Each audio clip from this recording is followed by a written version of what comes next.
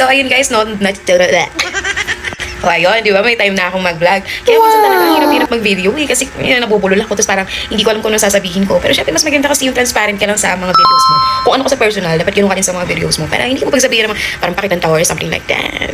You know? Pero ako kasi lumalabas lang talaga yung kulit ko kapag yung sobrang close na tayo.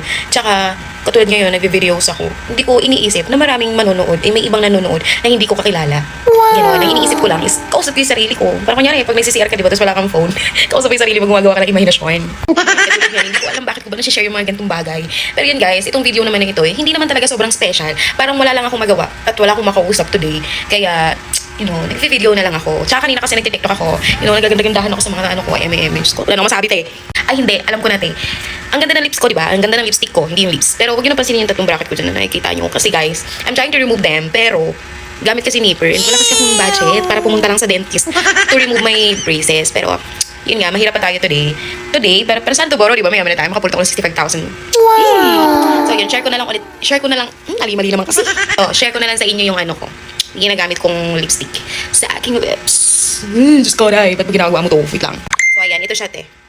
Owen James. If you guys, remember na nag-post ako ng maliit na, nito, na packaging nito. Diba? Mali-mali talaga siya. Ito naman, pinalaking packaging nga, ang kulit! Ayan, ganyan siya. Maganda talaga siya kasi kung bet nyo yung mga kulay na yung mga brown na may pagka-red, ganyan. Then, long-lasting. So, sabihin ko po, over-lasting. Basta yun, long-lasting siya. Tsaka bagay siya sa mga mapuputi. Even though naman sa mga morena, bagay din siya. O, ito, baka iniisip nyo naman yung nipper na ginamit ko, yung gamit na. Bago kayo tayo. Siyempre, bumili ako, naghanap talaga ako ng bago. Bumili ka ako ng ng palinis ng kuko na set. Ay, nandito yun, tingnan nyo. Pakita ko sa inyo. Yan, ito siya, tingnan mo. Ang ganda niya kasi kompleto na siya. Ayan, ganyan siya, be. Hindi ko pa siya nagagawa ng video kasi ewan ko, bakit ba hindi ko ginagawa ng video?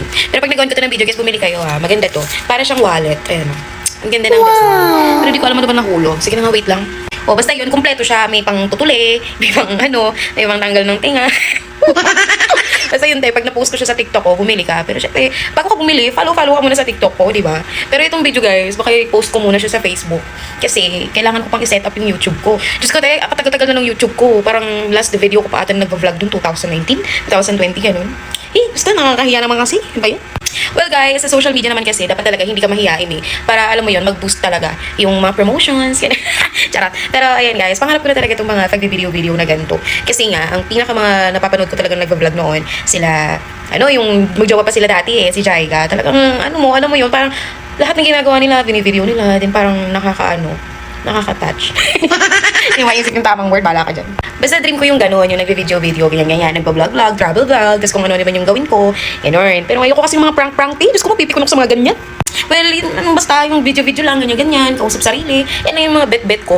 Pero yun, since wala kasi akong pasok ngayon, hindi ko rin alam kung anong gagawin ko, bala na. Basta kung hindi ka pa nakafollow sa aking TikTok, sa Facebook, sa Instagram, all of my social medias, guys, follow nyo na ako, sige na. Hindi, pero talaga, inaano ko na mag-affiliate ako sa TikTok. Kaso, wala na kasi akong ma-post na video. If may may ideas kayo para lumago ang aking affiliator, charot, para lumago yun, PM nyo ako. Sige na, tulungan nyo naman ako. Hala, puno na yung cellphone ko. Yung ayaw ko sa pagbibidyo kasi. O siya, sige na, bye-bye na guys. Thank you. Follow kayo